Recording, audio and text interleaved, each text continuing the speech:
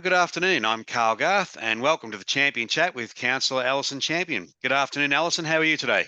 I'm so much better. Thanks for asking, Carl. Happy to be here as always. Oh, it's good to see that you're up and about.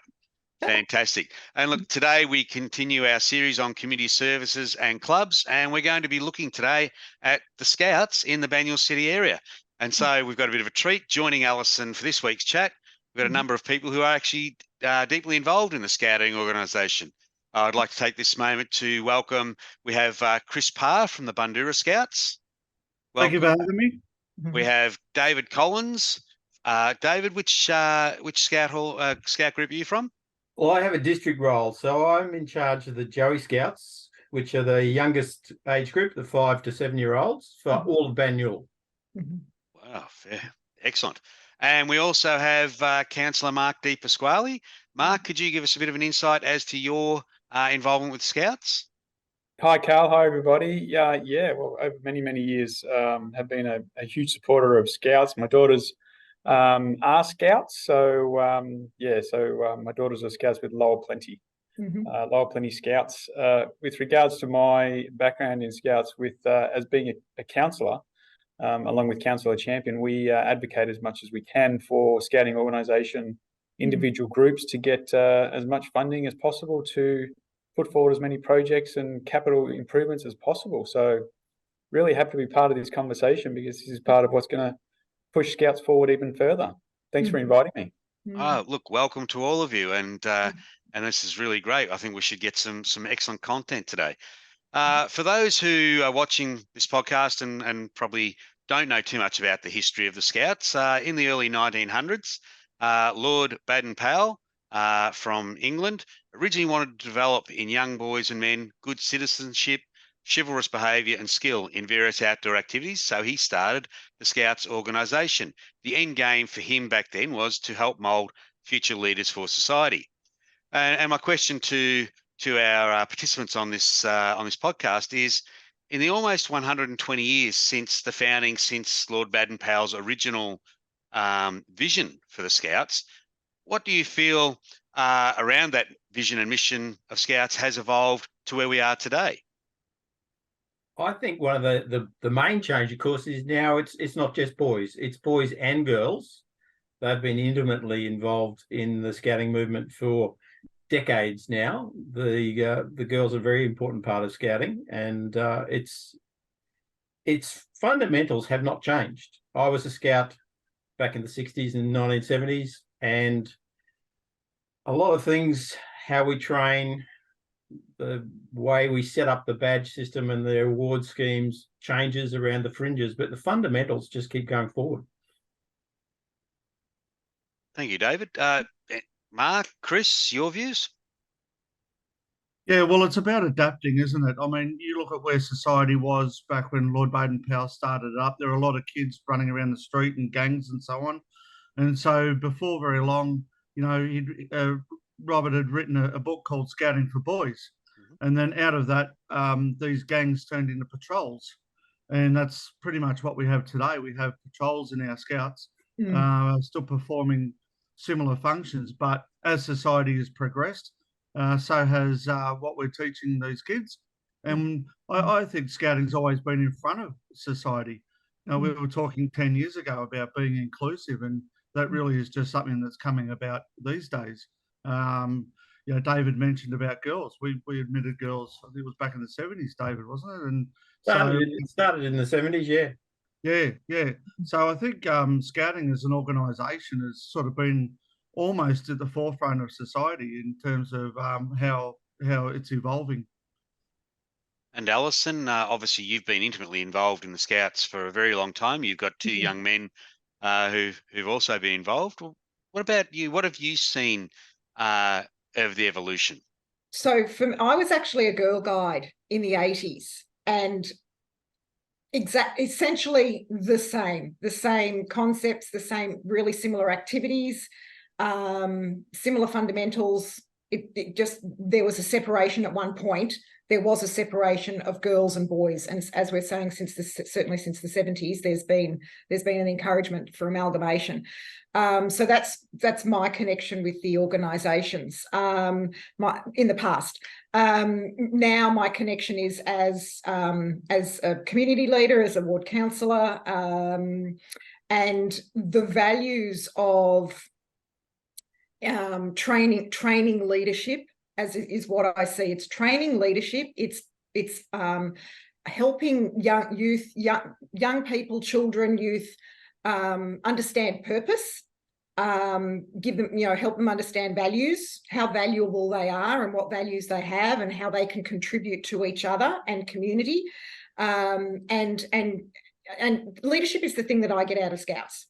And I'm always looking, as I said on Monday night at the Montmorency Scout Arab, their AGM, I just said, I'm always looking out for leaders, and this is a place of leaders, regardless of age. David talks about, the being responsible for the Joeys who are 5 to 7 year olds.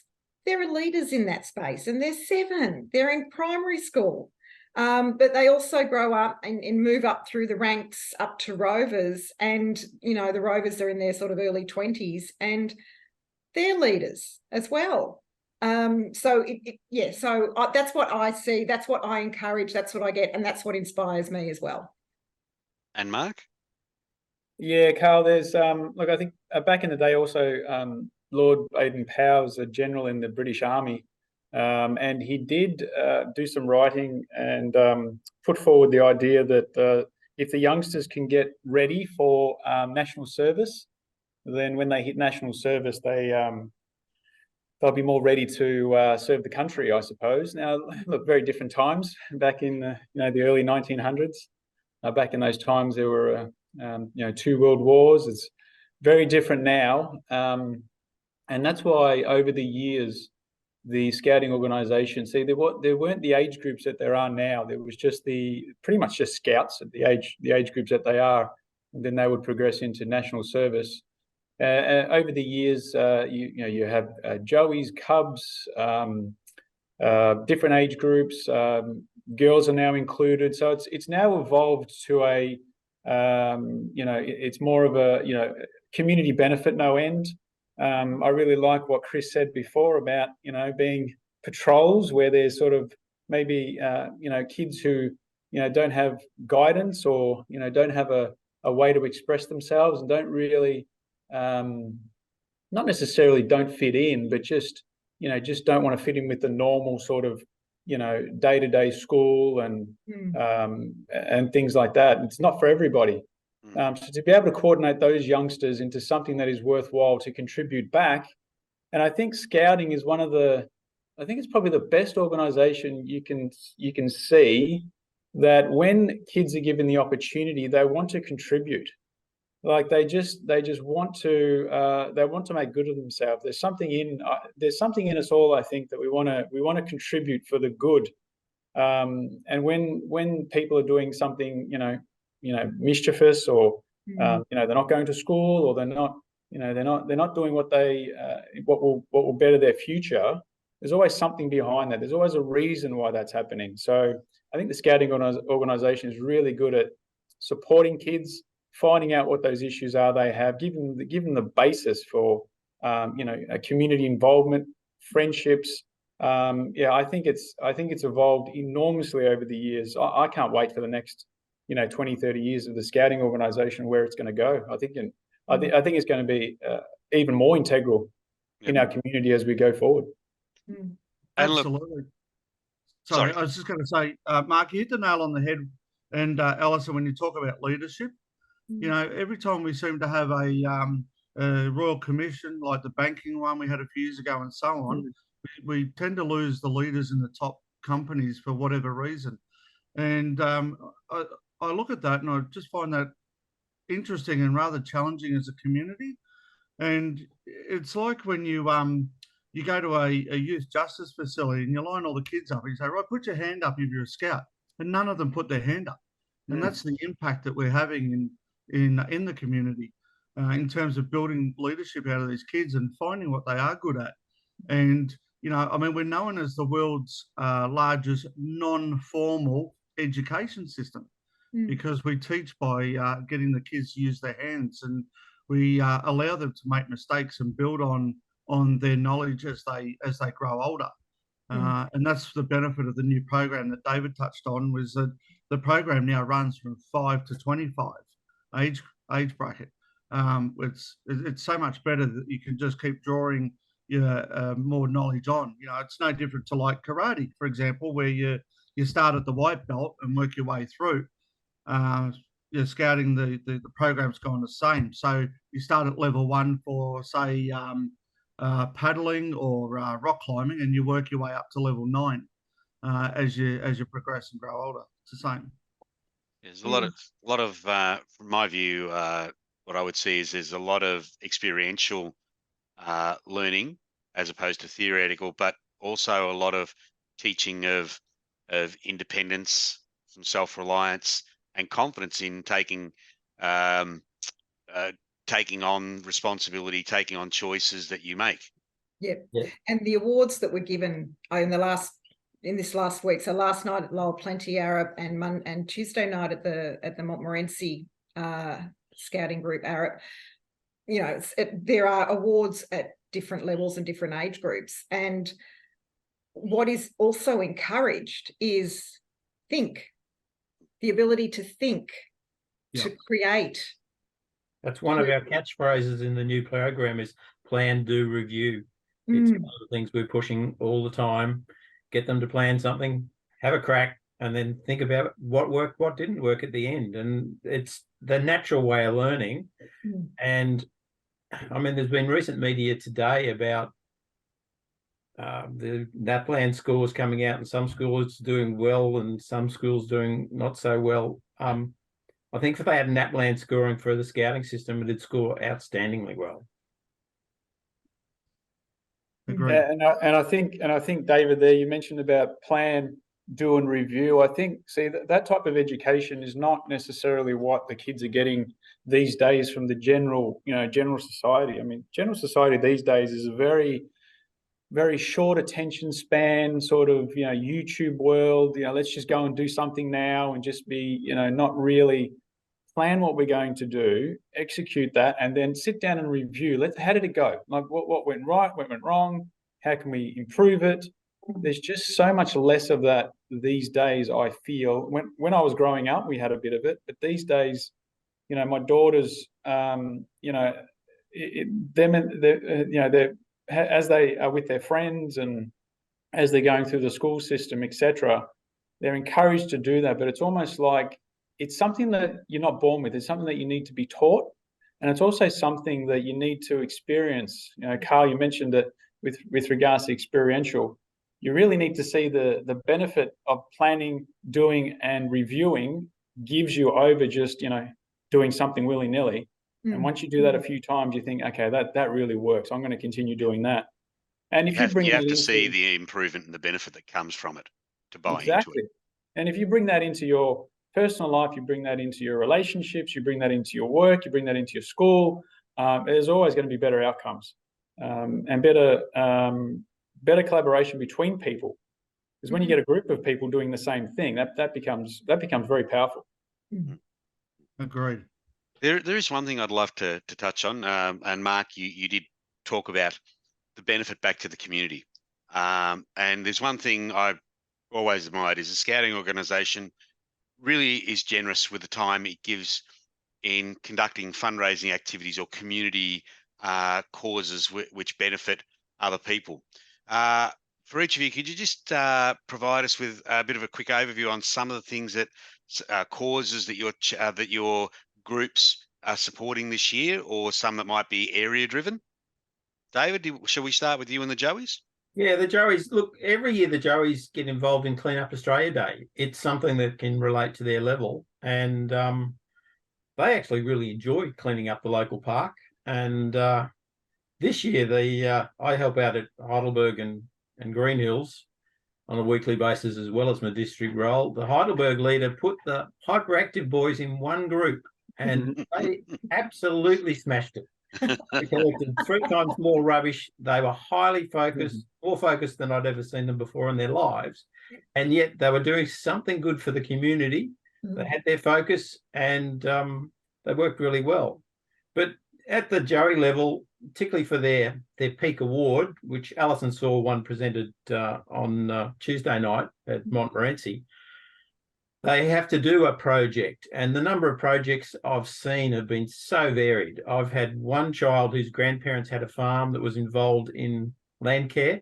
He got involved in planting 1,000 trees.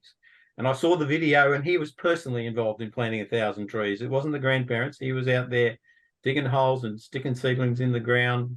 Another child collected hair from hairdressers, which apparently they can bundle up and use to absorb oil spills if there's been an environmental disaster somewhere. And where they get these ideas from, how they find out about it, it's probably off the internet these days.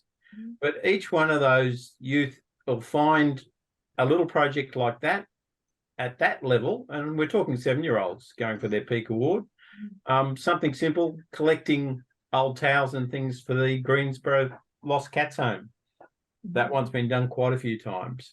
So at my age level, they're simple little local projects, but as they get older, it gets a bit broader. I know at the venturer age, which are the later teenage years, they're regularly involved in planting up in the country for the helmeted honeyeater recovery program. So that's a statewide sort of thing, and that's been going on for at least a decade. Scouts go up there, help plant new vegetation that those endangered birds need. Wow. All sorts of projects, probably slanted. Community service and environment are probably the 2 main areas that people get involved in. Okay. And Chris Banyule? Yeah, no, I agree with David. Environment and collecting things for the local charities. We like to do food bank. I hark back to 2019 with the bushfires. They came all the way down to Banyule, and we used our scout hall as a pivotal point for collection and distribution of lots of different things that was required in the community, because we've got good access here to main roads. And look, that was just one part that we play. The other thing is, part of our programming is we've got a Messenger of Peace badge. Now, this Messenger of Peace badge, I believe, is a worldwide badge. And if you contribute to your community, that's how you get rewarded for it. And so, you know, we have Anzac Day. We contribute to the community on Anzac Day, whether it's, marching in the city with flags for the veterans, or in our local RSLs. And a big one that we do here at Banyule is we collect the non-perishable foods. It just seems to be something that we're tuned to up this end of town. But, you know, David's right. It can be absolutely anything. We hooked in with Banyule Council and planted some scrubbery underneath the high tension wires that we have running through our reserve here. And that was a great initiative. And we want to do that again. And in fact, we want to engage Banyule Council to run that all the way through, because the wires go all the way down through Watsonia into Greensboro, and we want to be able to put those plantings all the way down and try and green up what has traditionally always been a barren space. And Mark? Yeah, absolutely fantastic. I think, look, for myself, I think one of the things I love seeing is the support that the Scouts themselves through the youth give to our veterans in our community, those who have served, and also the families of those who have served as well. And that's across all the service years and wars. It means a lot. In the Greensboro area particularly, we have the highest number of serving veterans or past veterans, particularly from Vietnam, from the Vietnam War. And speaking to them, they're chuffed that the youth really do acknowledge them and are part of, Anzac Day events, Remembrance Day events, pretty much every event that the RSL runs, and the various RSLs, the Scouts are always involved. They're always helping with in different capacities, and I think it means a lot. I think Scouting see, organisations like the Scouts have a big and they've really taken it on. They can do a lot of benefit for our community in, you know, repairing a lot of issues, I think, in our community. I mean, let's have a bit of a think back to the, you know, the 60s and the 70s, you know, when the Vietnam War is on, and, you know, if your number comes up, you're over there, and you had no choice. So you had to go over, and then you come back, and then there's all this politics around, well, should we be in that war or should we not be in that war? It's like, it was really disappointing. And now over the years, it's organizations like Scouts that are just repairing that damage that had been done. And it's through the kids that do that. You know, we as an organization and as a country, I don't think I have to remind all our listeners and viewers that we're going through some pretty major reparation with regards to, and healing with regards to, our First Nations and those people. So this is something we really need, as many organizations, many community members, to be in the conversation, to have that healing ability. Look, we saw, as an organization, as councillors, with Councillor Champion and the other councillors, we just saw the benefit of all these projects that the Scouts were doing. So much so that we actually did put it in the budget, that we created an annual Scout grant of $100,000, and the basis of that is to encourage Scout groups to come up with any capital works that they want to do, any programs that they want to do, but also approach state government, federal government, whether there's any other organisations that could partner as well, and possibly match that funding dollar for dollar. So if there's some form of capital improvement or some program that a Scout organisation out there has, and it might cost, let's say, for example, $20,000, if they go to their federal member, their state member, and say, hey, we've got this idea, can you support us? $10,000 from them, $10,000 from council could really get these projects off the ground. So look, we go through cost benefit analysis at council with regards to what benefit the community get for their rate dollar. And by far, the amount of return that the community receives through Scouting and Scout organisations is phenomenal. It's very, very high. And I should also mention and thank everyone who does volunteer in the Scout organisations as well, because that volunteering goes, a lot of the time it goes unthanked, it goes unpaid, definitely. And that's what creates the platform for all these kids to be able to get this education. Yeah. It is Alison? a family activity. It is just, yesterday in the Lower Plenty Hour, hearing one of the district commissioners speaking, this is a family. A whole family gets involved, and it doesn't mean a whole family puts on a uniform and attends the meetings and the camps. What it means is that there's someone at home who makes sure that, their Joey, their Scout, they're fed. They're fed between school and the meeting. Whenever the meeting is, they're fed. The meal is, they have their meal, and they make sure that their uniform is washed and ironed and is in good condition. All the badges are sewn on. Whoever does that, it should be the Scouts or the Joeys. But sometimes it's the other parent who is there supporting the family to be involved in the Scouting movement. And as Councillor Mike just said, they're not seen. They're not seen, and they're the people who really also need to be thanked because they make this possible as well. I know one group, we had a tradition of when the Scout is first invented, they're presented with their scarf, and we always got the parents to present the scarf, not the leaders, because the parents were then becoming part of the group. Because yes, your child has joined the Scout group, but you're part of it just as much. This is not a daycare; it's a partnership. It's a partnership. Absolutely.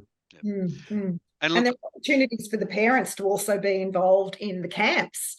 I know we'll talk about camps and jamboree shortly, but the parents have an opportunity. They might not come to the meetings every week, but they've got an opportunity to come and help at the camps, which are lots of fun. And driving the kids there and home too, Alison. That too. Yes. Parents are taxi services. We all That's know that. right. The late Friday night drop off to camp, and then the Sunday afternoon, the car getting full of mud if it's been a wet weekend, and making the trek back to the Scout Hall. Yep. My trail is loaded for this weekend already. I'll be leaving shortly after this meeting. So let's talk about some of the costs and requirements of being a scout. I mean, it's obviously not just money in buying a uniform, which I'm sure one of you would be able to sort of let us know what are some of the startup costs. But there's also an investment in time, not just when you attend the scout hall, but even in potential own learnings, etc. If someone wanted to be a scout, I mean, what's some of the things they should be prepared to be looking at? Well, look, your weekly meetings, I mean, the Joeys are only an hour, but by the time you get to the older sections, it's 2 hours, and that's once a week during school term times. And the older sections, they could expect 2-3 weekends away every term if they're fully committed and involved. Now, you don't have to go on the camps, but the ones who get involved certainly do. And it makes it difficult for those who are also interested in sport. I mean, there's been many a child has, dropped out of scouting because sporting's become more important in their lives, particularly as they get a little older. But if they want to go for the peak awards, there is probably, a couple of other hours a week that they'd be working on badges at home that they then present to the group, working on other projects, getting themselves sorted out and organised. So it's not a huge commitment. It's not like 2 nights of training and one game day in some sporting competitions, but the weekends away are, as Chris said, it's usually a Friday night through to a Sunday afternoon. And some of the bigger camps that we'll talk about soon, they can be a couple of weeks long. Right. Okay. Yeah. So the costs, Carl, if I can, Yes. yeah, there's 2 facets of that. It's what the group can have coming in order to run the facilities and run the group, and then there's what is charged to the parents, whether it's the the group and the state fee, as well as uniform and any camp, right? So, for example, a camp needs to be cost neutral. So you need to make sure that you budget that, and this is the leadership team, budget that well enough so that you come out almost neutral in terms of how much it costs to run the camp and how much you're charging the family for the child to attend. And then from a group perspective, it's how much money you're bringing in to the group in order to be able to run the group. And so Mark said before, if I can just go back a step, talked about the 100,000 per year over 4 years for scout groups that Banyule Council has supplied.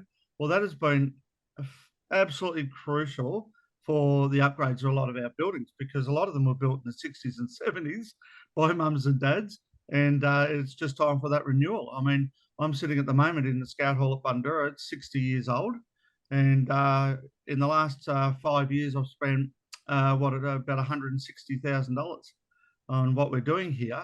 And in 3 weeks' time, we're about to take delivery of a building which has been part funded by council to provide another activity for our youth members to do all through Banyule, and that's a radio shack. So we're going to put some robotics in there, and we're going to have what we call amateur radio.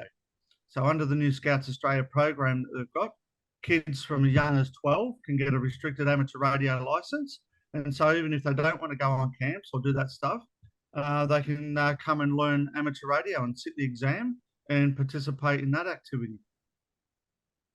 That's brilliant. You've literally just covered the next section we were going to look at, which was with the scout halls, and so obviously you could see that some of them were in need of an upgrade, and the fact that they've received some fantastic funding assistance from the Banyule Council.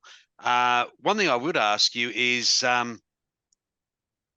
the impact that all this has in encouraging new members. You've talked about robots, you've talked about the radio and that. So it's not just come and don the uniform and go on camps.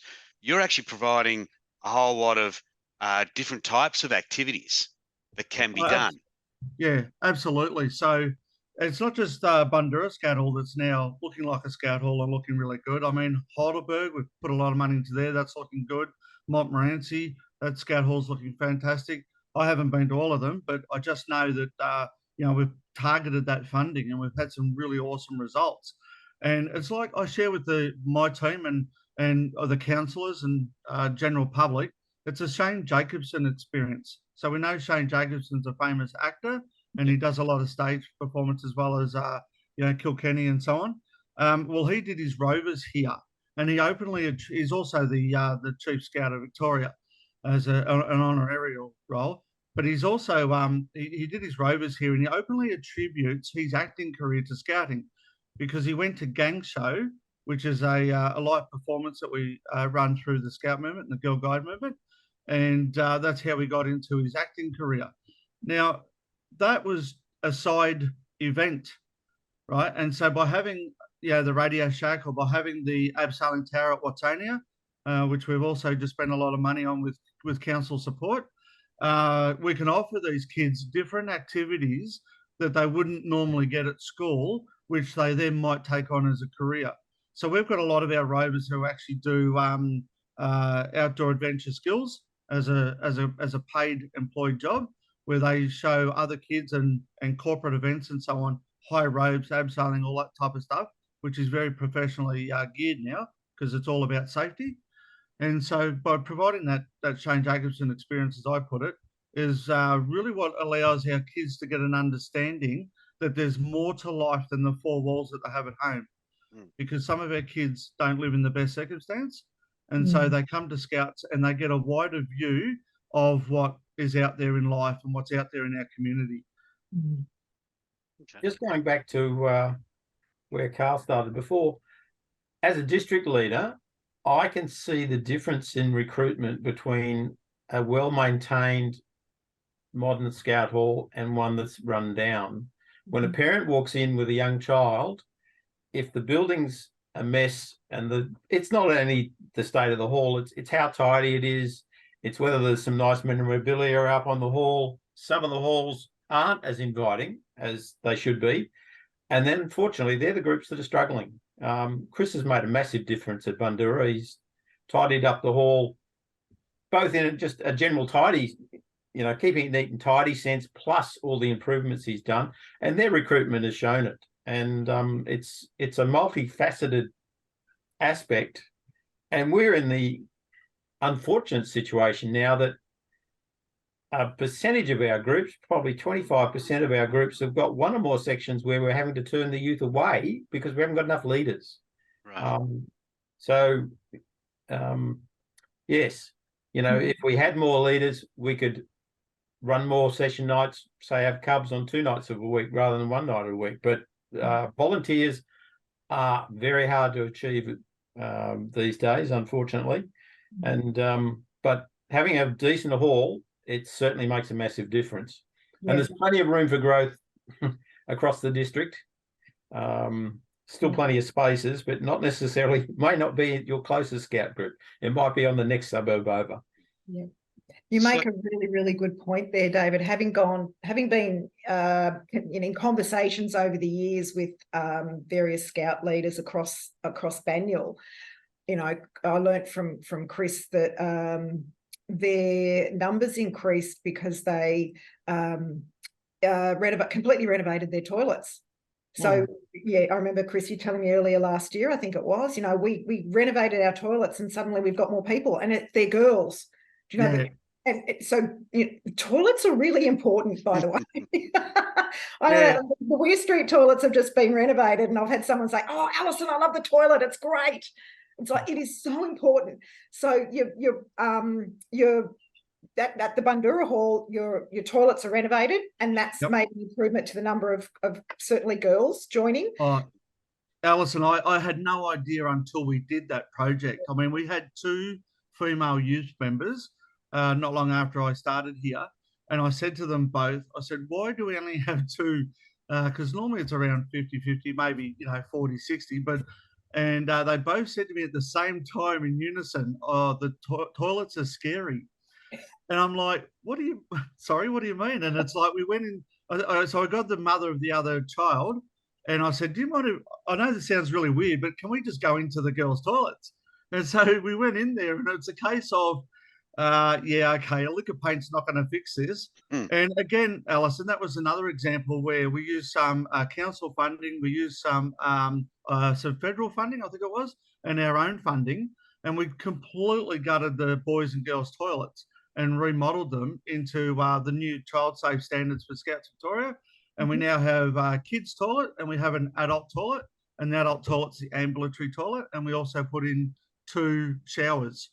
So if we have country patrols come down, they could use the hall and have a shower facility if they need it. So, that's another example of just community partnerships really benefiting. And while I've got the floor, we've gone from 15 kids up to 50, and I've gone from 2 sections to 5 sections. So I'm a full group now, and we're going to hit 60 probably by next term. And then, who knows where we're going from there. But it's about having the good facilities in order to attract those kids in. And then the more kids you attract in, the better outcomes in the community. Absolutely. And that reflects also in the Montmorency Hall. Brand new toilets, fully renovated, variety of toilets there for different abilities. As well as, and the floor is beautiful at the Montmorency Hall. That was redone as well. And there's a lovely deck on the back. And then when you go to the Lower Plenty Hall, there's a beautiful deck on the side. And they've just recently renovated their kitchen. So I had a little look at that last night, but from a Banyule grant, they got 2 split systems, which were installed recently from a Banyule grant. It's beautiful and warm in there in winter, and it's much cooler in summer. And they've applied for a grant to have their roof renewed. So apparently it leaks. I didn't see that yesterday, but apparently the roof leaks a bit. So they've got a grant for that, and then that roof will be replaced. So all of these grants that, Chris, I think your mum applies for grants. Yeah. Is that right? Yeah, she's a trooper. Yeah, she is. She's all the time. Where's the grant? Where's the grant? Where's the grant? She applies and applies and applies. And it's an effort to apply for a grant. It's a phenomenal effort. It is. We can spend up to 30 hours, Alison, on a grant. Yeah. And you're just hanging out for the results, and sometimes it's a high five, and sometimes it might be a bottle of wine. But there's a lot of time goes into those grant applications. Yeah, they do. And then there's the consideration. So I know, Mark and I often we've sat in on grant applications. If we have a conflict of interest, we declare it. However, we sit there and we have to actually look through, we take the time to look through the grant application, how much, what they're doing, how they're going to use it, whom does it benefit. There are all these things that we look at through the application. And sometimes, it's great. It's a high five sometimes. And for those of us looking at them and making a decision, it can be disappointing for us as well, or it can be a happy time, a cheerful time, a satisfying time to go, yep, they can have that, or can't quite give them that much, but we can give them this much. And the organisation that receives that grant finds a way to use it, always finds a way to use it and benefit the community. Look, the next question I did Carl, want to sort of move. Before you go on, I just want to add one thing that I did find out a while ago with regards to what the Scouts were doing, the different I don't know, you say they're not the different groups would take this on, which I thought was really good. I think the community need to know this and understand this with regards to costs of scouting. One of the things is that they will, and it's with this day and age with regards to high living costs, etc. What I find is that the ear is to the ground, and if a scout, or a Joey or someone like that can't afford their subs, it's now, this is something I think David or Chris can probably speak to, but it's something I don't think they want to advertise. But it's a very delicate situation, because if there are some issues, possibly some issues at home, possibly some issues with affordability, etc. And generally what we would find is that possibly the scout will just not return. They won't come back. And I've seen situations where the leaders have sort of investigated a little bit, found out what's really going on, and sometimes it has been, yes, mum and dad really can't, or mum can't, or dad can't, and it can come down to affordability too. So it's really good that the scout groups can have part of the subsidies for all the scouts.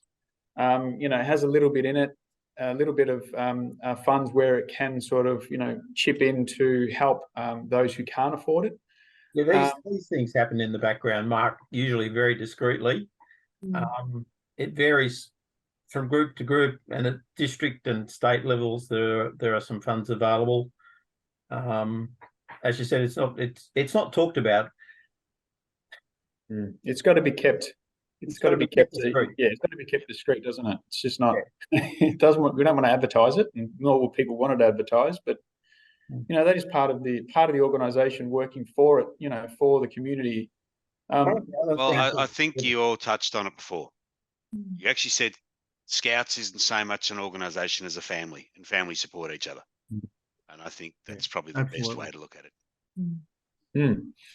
And then so that's one aspect too, and a second aspect too, which I was just thinking about when David, Chris, and Councillor Champion were speaking, is just and it's been present to me, the opportunities that I see my daughters have gone through and they've done, that they wouldn't have had that opportunity before, or without being part of Scouts. I mean, yes, they've been away on events, etc., like the longer camps, or most people think about camps like there's just like they're in the middle of the bush in tents, around fires, etc. They've been to events where there's they're flying drones, they're using 3D printers, they're using radios, they're podcasts, they're learning music skills, DJ skills, all these types of different things that they would not have had the opportunity to do. And there's so many kids in that similar boat. The exposure to the events and the activities, and it might light a fire underneath one of these kids to say, okay, that's what I want to pursue that. Whereas they may come from a family where their mother or their father says, no, this is what you're going to be doing. I think that is hugely valuable, and you can't put a dollar figure on that. No. That's just something that when people look back on their lives and they say, okay, where did that passion start from? Where did that business start from? Yeah, I think that's very exciting in the years going forward. Okay. Look, you're right, Mark, and it's all about that Shane Jacobson experience I mentioned earlier. You've got to find what motivates these kids, and then give them the opportunity to be able to expand on that and really explore themselves in undertaking that. And you look at especially the Rover section, which is self-governing, which 18 to 25. They run 3 ski chalets, and they run a Mafeking Rover Park that they purchased themselves under Scouts Victoria, of course, and they run that. They run motorsports out of there. And so they've got us into a position where kids as young as 12 can legally drive a car doing, hot laps and those sort of things under controlled conditions, I might add. I'm glad you did. Yeah. And there's other activities too. We've got mobile rock climbing wall and mobile abseiling wall. They're $50,000 each. Those trailers, because they're all highly engineered. Very safe, and that's what we use to give these kids a shot at doing something different. So, the next question was going to be, what would be a typical week in the life of a Scout? But I'd love to expand on that, because I think we've got a good cross section here, and I want to give a bit of a let's do this as a bit of a promotion too about the Scout leaders, the volunteers, and the parents. So I might ask Chris or David to give us a typical week in the life of a Scout, then the other to talk about a Scout leader, Mark and Alison to talk about the volunteers, the parents, and the community support elements, if that's all right. So Chris or David, could you start off with the week of a life of a Scout, please?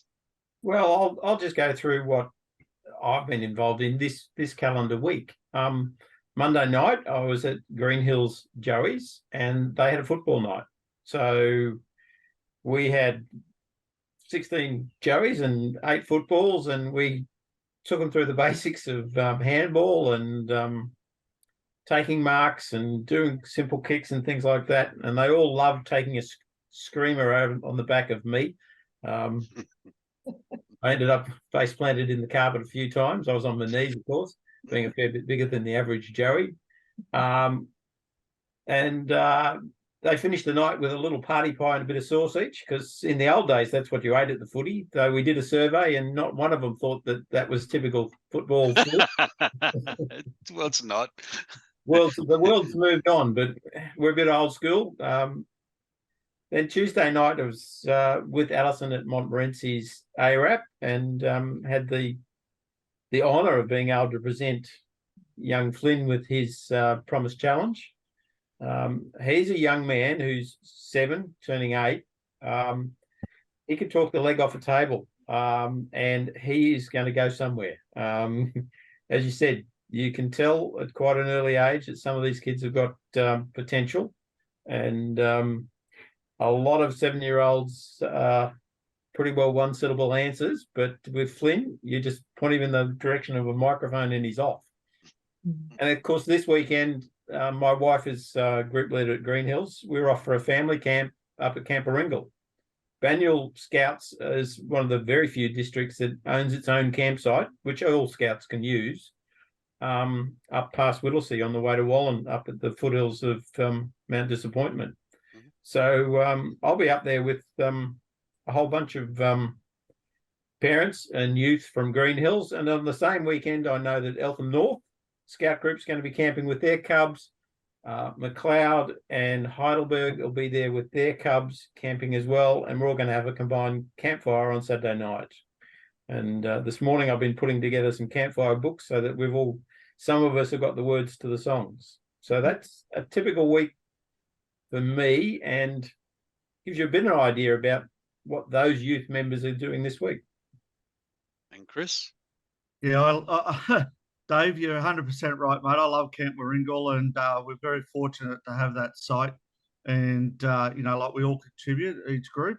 And we've got some really good buildings and facilities there, and it's really great to have a campsite so close. Because like here in Bundoora, we're halfway between Pax Hill at Ballarat and Gilwell at Gembrook, which are both sort of almost 2-hour drives away. And Camp Warringal is fantastic, whether you're doing a leadership weekend or a bludge weekend or whatever it might be for the kids, whatever they choose. Even a hike up through the bush there. Camp Warringal is great. But look, my role's a bit different. Being a group leader, you get out of it what you put into it, Carl. I put a lot into the group because I'm very passionate about scouting, and so my week would be split up between either coming down and presenting new kids with their scarves, or welcoming new families, to hoodwinking an adult to taking out a warrant and becoming a leader, or just getting them over the line as a parent helper, sign them up as an adult in scouting, to lots of other different things. Like we're still under construction here. Like I said, we're about to get a building with the help of the council. So I'm down here talking to our property advisor about how we're going to do that, making sure that we're compliant with council rules. And we've had the CEO, Alison down here, making sure that we're doing the right thing. And we want to do the right thing too. We want to do the right thing by council, so we're making sure we've planned that out all properly, and we have. And we just keep growing the facilities. So there's a lot of different areas. I've learned so much as group leader here at Bundoora. I've learned all about child safety and basic, OH&S safety that's required through scouting. And I've also learned a lot as a leader about building and construction and planning and all those type of activities. I learned a lot about hall hiring and who would be a good hall hire and who's not, and how you pick them. And so we don't do 18s and 21st because they're not really conduit to coming in on the Sunday and being without damage. So there's so many different facets to a group leader role, and you need to have your head around all the sections. So from 5-year-olds to 25. And we're renewing here at Bundoora, we're renewing the shed out the back for the Rovers. And what do you need to do for that? Okay, well, we're going to get some exit signs, and we've got a secondary door that's just gone in for safety. We're getting some smoke alarms put in there and that sort of thing. And it's just all about, teaching them how to be safe. We're removing a mezzanine that's in the roof. Maybe I shouldn't be telling the council that, but it's all about teaching the kids, safety, and it's all about making sure they've got their own space in order to grow and build on those leadership skills. One of the things that I'm proud of as an organisation here in Victoria was the last jamboree. The deputy chief of the camp was a 22, 23-year-old. Wow. Now you're talking about a multi-million-dollar camp, and to be able to give our younger members that type. Well, when I say younger, I'm talking, a 22-year-old, an adult. Those sort of responsibilities and those opportunities is just remarkable. And where that young adult will go now is totally up to him. And credit to him and credit to the organisation for him having a mentor and him able to fulfil that role. Yep, absolutely. Alison and Mark, I mean, you've both been heavily involved for many years, volunteering, parents. What has been the call on your time and your efforts, and what are some of the highlights? Give us more money. Yeah, absolutely. Mark, you want to go first? Yeah, look, I think from a council perspective, we always analyse things in the way of participation. Like, I think council's role essentially would be ratepayers pay a rate dollar that goes into a bucket, and that bucket needs to then be distributed out to supply the community with services and infrastructure that allow their life to be better. So that includes, having participation of, there needs to be football fields around to play football, cricket ovals around to play cricket. There needs to be tennis. There needs to be maternal child health. There needs to be signs everywhere. There needs to be, so participation in the community is absolutely key. Now, one of the things, as we have continually moved into a very technological age, is where is the participation? I've been watching this very closely. Where is the participation of the great outdoors? What Australia was built on. Camping. I mean, I think, and I've got friends who their kids have never camped before. They've never been out in the bush and spent a night out in the bush at night looking up the stars, the great outdoors. I don't know what it is, but I think if you've grown up and you're an adult and you haven't had that experience, I think you've missed something. And now we're in a world now where, everyone's trying to be condensed into bigger cities and, less, turning away more and more from nature. Whereas, there's a big push now. We have to go closer to nature. We have to be self-sustainable. We have to, embrace nature and everything about it. And how can you learn that as a child if you're not there, if you're not out amongst it, if you're not doing stuff and getting your hands dirty? So as far as I represent my community as a councillor, the ability to have the place in safety, well coordinated, with an organisation like the Scouts, where all our kids, if they wanted to, they could go camping. They can go rock climbing. They can go climb trees. They can do all these, cooking, outdoor cooking, etc. It's all it's all there for them, which is, it comes back to that participation. Now take that a step further. You take participation to the next level. I think the Scouts are every dawn service. They're there before the break of dawn. Taking part in dawn services, watching the sun come up, and then they're contributing in that. Kids normally just stay in bed at those times of the morning. Yet Scouts and all these organisations give the kids the incentive to do that. My daughters go through things like they've organised trivia nights, they've organised games nights, they've organised they've done events for their whole group. They've done cooking presentations for their whole group. They've done sporting things for their whole group. These are the types of skills I, as a father, want them to be learning. And I think as a counsellor, I would like the opportunity for our residents, for their kids to have the opportunity to learn these skills. Because if they learn them very young, they're going to nurture them as they get older. And life, as you get older, with more skills, is easier. You're able to do more. You're able to contribute more, and that's what it's all about. And I haven't even touched on fundraising. Yep. Like the amount that fundraising as an organisation, like to be able as a child or as a young person moving into a young adult to be able to understand the concept of fundraising. What is it for? What's the purpose of the funds? How do I communicate to people to give them an opportunity to give to something. I mean, I look at business, and business is just an extension of really fundraising, isn't it? We raise funds to put on a service or something to then benefit another person, and they pay for that. And that's essentially a business, isn't it? But to be able to teach this at a very young age, and then to see the benefits that a lot of this fundraising and volunteering delivers to the community, you cannot, literally the community could not pay for it. It would not be able to afford the money to just pay for fundraising, volunteering. It's just too great. There's too much of a benefit for the community. Alison? Yeah, probably only a fraction more to add, not a lot. But what I'm talking of, you know, the activities, what I see with Scouts, I know that in 2011, when I was on the Parents and Friends Committee at Montmorency South Primary School, I actually coordinated, talking of fundraising,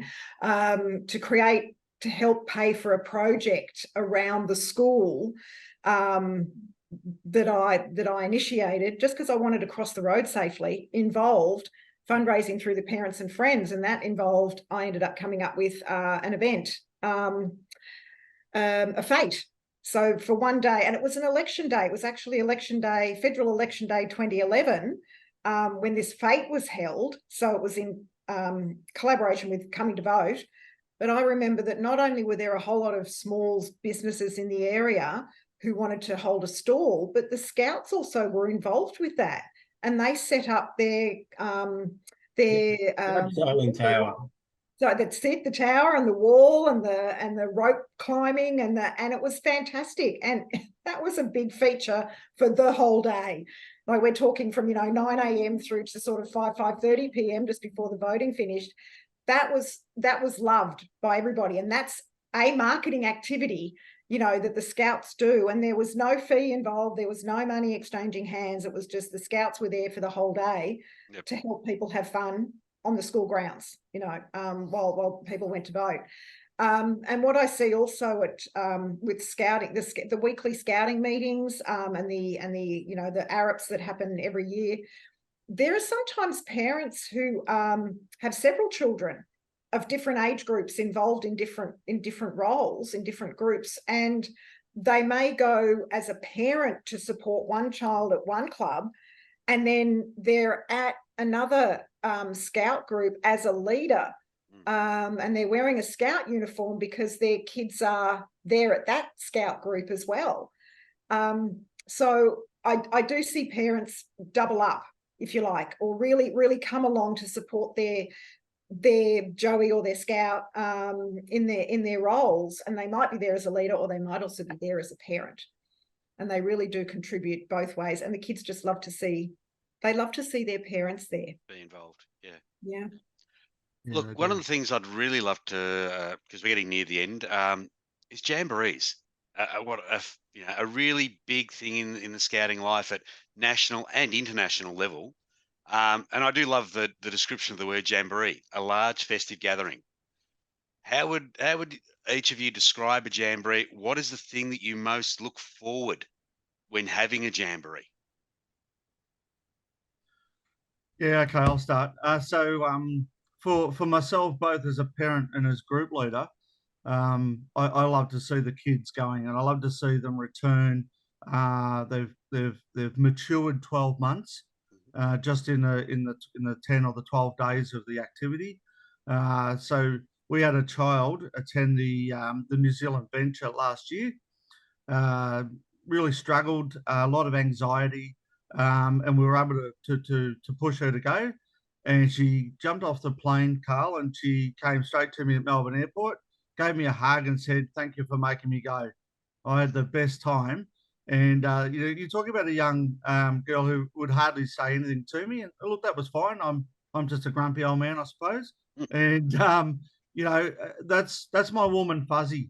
But that's what these large activities do. It's an incredible amount of work. They take probably, David would be able to tell you better than me, probably 2 years work behind the scenes. They're longer than that. Sorry? It's longer than that. You start planning for the next one as soon as you finish one. Yeah, okay. And how far apart are they? Sorry, David? 3 years. 3 years. Yeah. Yeah. So there's a lot of people doing a lot of stuff behind the scenes, just to pull off that 10 days of activities. And the end result from the child is what I look at, and it's remarkable. And we've got a cubbery at the next school holidays. We've been able to get the most number of cubs at Bundura to attend that we've ever been. And that's 5 days. So we're talking, what, 8 to 11-year-olds, 5 days of activities, 4 nights sleeping under canvas. And each one of those packs is supported by, 5 or 6 adults. So you're looking at around 5,000 people on site. Wow. And, that's really good for those kids. And at the same time, we're just lucky at Bundura, I suppose. We've got 2 scout leaders that are pulling off the Scouts and Adventurers, almost 100% participation, going to Kangaroo Island. And this is why I say these large events is why scouting is for everybody, because those 2 leaders have gone off and got their endorsed license so they can drive a 25-seater bus that they've hired over to Kangaroo Island and drive it back again. And, they've planned all these activities and events along the way and on the island. So these big activities, even though they're hard, they're a lot of long hard work to pull off. They just set every child that attends above their peers at school. Well, you've sold me. So I'm a young person. I'm 7 to 10 years old. How do I begin? I'm interested. Where do I begin? How do I join the Scouts? Well, it's the parents. It's the parents that hold back the kids. And I don't mean that with any offense. They're just very protective. I'm very protective of my children. But it's about involving yourself so you understand what your child is doing, so that your children can go out and achieve the best they can. I mean, we've got kids that have never washed dishes. Okay, it's always been done for them. Nothing wrong with that. But they'll come to Scouts and they'll learn how to do that and how to cook for themselves and so on. And it comes back to where we started this whole conversation, being the patrol system. So you put the kids into a patrol, you have a patrol leader, an assistant patrol leader, and that's the mentoring and the program of working through and getting these kids to, of course, by their ages, to learn these different aspects of life. And that's why you always find that when you compare a scout, a youth member, to their peers at school, they're 15% more resilient. We've gone and had the survey done, Carl, and we've now got figures that support what we've known all along, is they're 15% more resilient. They're 13% more likely to take on a leadership role in school if they've been a scout. And this is what these big events do. Okay. But how it literally happens, Carl, is if a little tacker wants to head down to the scout hall, possibly go with their friend, or if their parents just want to take them down when a group is down there, they'll be taken in and they'll be given a white scarf, similar to what Alison Champion has on there. And then that's sort of like they'll find out how the process works. They'll be sort of brought in. And then they can if they want to, they've got a couple of I believe they've got a couple of visits they can do, and then they can make a decision whether they want to join the group or not. It's very straightforward, very inviting. It's easy to find. All the scout halls will have the meeting times and usually have the group leader's contact detail available. But a lot of people come through the website now. The Scouts Victoria have a website, and parents can go on there and it will automatically find the closest scout group to their home address. And if they fill in an online form, that will then be sent through to the group leader to contact them with the details about the session times and when to come and try out.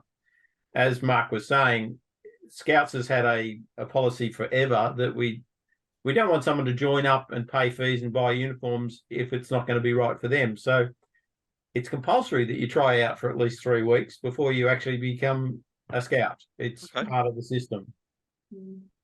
Excellent. Okay, so there's not a lot of barriers, and it's actually giving you a chance to try before you buy, so to speak. Definitely, it's always been part of the process. The last thing we want is people to have bought a uniform and one thing and another. And the uniforms these days are quite reasonably priced.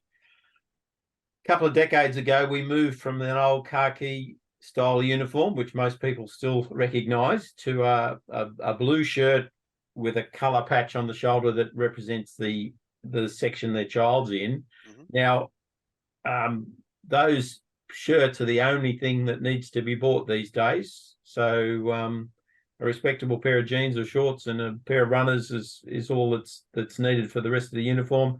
And all the badges and the scarves and the woggles are provided by the group. All right, I have to ask, what's a woggle? A woggle is the thing that holds your scarf together. Aha. Yeah, it's a woggle. So this is a traditional piece of the scouting movement. So it is exactly as David said, it's the item that holds your scarf together. This, I was very privileged to receive this scarf. It was given to me by Alan Harding, the former district, I think it was the former district commissioner. Correct me if I'm wrong. Alan had about 6 roles in scouting. That was one of them. Okay, so this was several years ago when I was Hordern Ward councillor, and I was involved also with the Viewbank Scout group that was part of my ward, and I was presented with this. It's a friendship scarf, really. I'm friends, sort of to a degree, friends of the Scouts, support the Scouts, and I was given a woggle. And it was just a modern elastic woggle. I said, no, that's fine. I actually have a woggle. And this woggle was my father's woggle. So he was born in 1929 and he was a King Scout when he was growing up in Alexandria in Egypt. And he would have been given this in about 1947. And unfortunately he passed away, and I have a couple of his pieces. So one is his watch and the other one is his woggle. So I use this to hold my gift from Scouts together. So I always have this on. So this is 1947. Yeah. And some of the awards that were given at the Montmorency Arup on Tuesday night were woggles. They leather woggles. And I know David has a leather woggle. He's been in his role as District Joeys for 20 years now, I think it is, isn't David? Is that right? I was just a normal Joey leader for a while before I became District Joey leader, but yeah, probably 15 years as District Joey leader. Okay, so many years. Chris has been a leader longer than that, I'm sure. Thanks, David. You've got the older woggle, Chris. You've got the older one.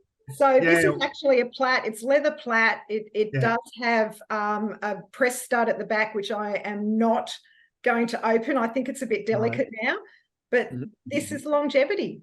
Yep. You know, this is history moving through the generations. It's longevity. It's very special. That's a lovely story, Alison, and I love sharing your story with other people. I say even our councillor has got a family heirloom as part of her Scout uniform, and I really appreciate you sharing that. No, my pleasure. And something that we haven't touched on that I think is really important regarding the Scouting movement. So we've mentioned it's worldwide. I remember about 6 or 7 years ago, 2 young Syrian men who recently joined our community. They actually escaped the war in Syria, which is continuing, unfortunately. So they escaped the war in Syria. They left their family back home, and they snuck away, quite frankly, across the world. They got to Melbourne safely, and they knew the Scout movement. And they looked for their nearest Scout hall, which I think was Watsonia. It was Watsonia. Yeah, it showed up at the Watsonia Scout Hall because they knew it was a safe place to go. Okay. And No, you're right, Alison. It was Saad El-Qassad, and I can't remember the brother's name. Omar, I think it is. Omar, yes. Yeah. And one is now a doctor, and Omar's the doctor. Omar's the doctor. They've done very, very well. They're friends of my son's. Oh, lovely. Yeah, they were Cleve Coal Rovers. Yes, Cleve Coal Rovers. Wonderful young men. Yeah. Look, one of the last questions I think I'd really love to just finish with is, comes back to, you've talked about the history. You've talked about the traditions. I'd love to know, and Alison, you mentioned your father as a King Scout. What are some of the significant milestones or levels associated with being a Scout? The Joey Scouts get a award called the Promise Challenge. Not very many Joey Scouts do the extra work. This takes some extra work at home. The Cub Scouts have a Grey Wolf award. Then the King or Queen Scout. The Scout Medallion is for the Scout level, King or Queen Scout, and then the Baden Powell Award for the Rovers. So there's a peak award for every age section on the way through. And obviously it gets a little harder at each section, and there's very few go on to get the Baden Powell Award, which is for the 25 up to 25-year-olds. And those awards are particularly Queen Scout or King Scout are really highly thought of by potential employers. I know my sons are both Queen Scouts, and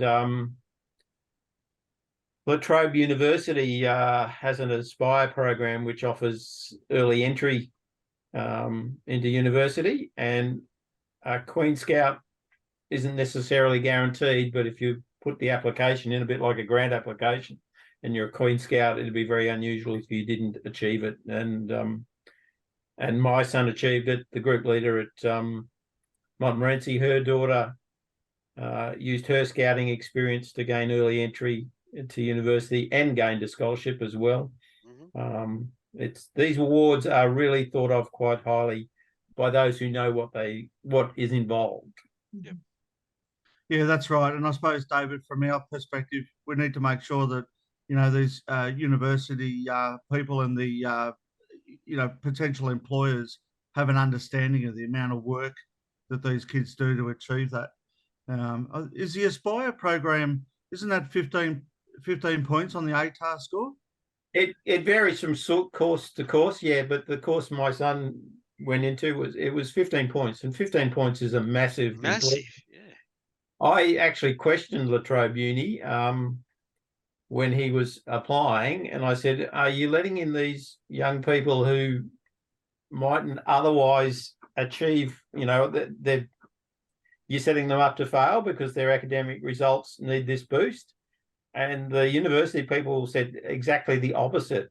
Because they've got a passion about something and they're self-reliant and they know how to look after themselves, they actually achieve better than those who gained entry to the course with the higher scores without needing the Aspire assistance. So that was something that quite surprised me. And I know that my son went off to Bendigo to study uni, and he was amazed that his other first-year students in college had no idea how to cook, how to wash, how to look after themselves, and he said they just haven't got any life skills. Whereas it was no big jolt to his life, so he managed the university fine because he was already used to looking after himself because of his scouting background. Yeah. Yeah, and Carl, my daughter's going through the same at the moment. She's currently in year 12, mm-hmm. and she's making an application through Aspire to go to uni, and she's also received a scholarship this year because of that rounded experience between both school and the venture level of scouting. Right. So it's definitely, again, that whole experiential to round out the person, not just the theoretical. Yeah, no, that's right. And there's a whole range now. I mean, Scouts Australia is a registered training organisation. So, I didn't know that. Yeah, so in some aspects, venturers, and we're talking, 15 to 18, can actually apply through the organisation, the training organisation arm of Scouts Australia, to do some certificate and degree courses. Wow. Yeah, so there's one on outdoor adventure, obviously. There's one for performing arts, which is what I mentioned to you earlier with Shane Jacobson doing Gang Show. and they also have business courses, and so they're open from venture level right through to adults. So if you're a mum that's got some kids in, or dad, doesn't matter, got some kids in Scouts, and you want to return to the workforce, well, you can actually make an application through Scouts Australia as a registered training organisation to do some of those courses to put on your resume for re-employment. Well, look, thanks for that, Chris. I think what we'll do is we're going to be putting a number of links in this copy of the podcast. So if you could send that through, I'd be more than happy to put in that in the links as well, so people could find out more, because I think that's definitely something I didn't know about, and sounds like quite a valuable assistance to people. Absolutely, and Dave will tell you better than I, being a district leader, that one of the thing about scouting is there's a job for everybody. It doesn't matter how what your abilities are. It's about finding the right job to engage you. So we had an adult come and join Banyule with their child with a disability, and she had limited eyesight, but she sharpened all our pencils for us to start with, as well as many other things. And just one of those time-consuming jobs that we just had to find the right person to do. And it's all those sort of different things. So whether a parent has skills in aquaculture, or whether a parent has skills in engineering, they all come to the forebear at Scouts in somewhere or in some regard. Look, this has been quite a great podcast, actually, and we've gone well over time. I think we've covered some fantastic ground. I'd love to thank you all for your time today, providing the insights that you have into scouting. And what I've really liked is your passion. Every single one of you has obviously, Scouts has had a massive impact on your life, and that's showing through in your passion in wanting to help young people achieve their potential. So I want to thank you for your time today and what you've done. Yeah, thank you very much. Thank you, Carl. Thanks, Carl. And thank you to everybody who's been watching and listening to this podcast. If you'd like to know more about the Scouting Organisation or how to get in contact, as you heard us mention, there will be links below where you can find your local Scout groups, also information around Victorian Scouting Organisation and the Registered Training Organisation. I hope that you will join us for next month's Champion Chat podcast, where Alison, I believe, will be looking at Youth Fest. Yeah, we are. And just a heads up, Banyule's Youth Fest is happening on Sunday, the 10th of September, from 12 p.m. to about 5 p.m. Usual place, Birdwood Avenue in McLeod. So be there or be square. Be there. It's a great afternoon.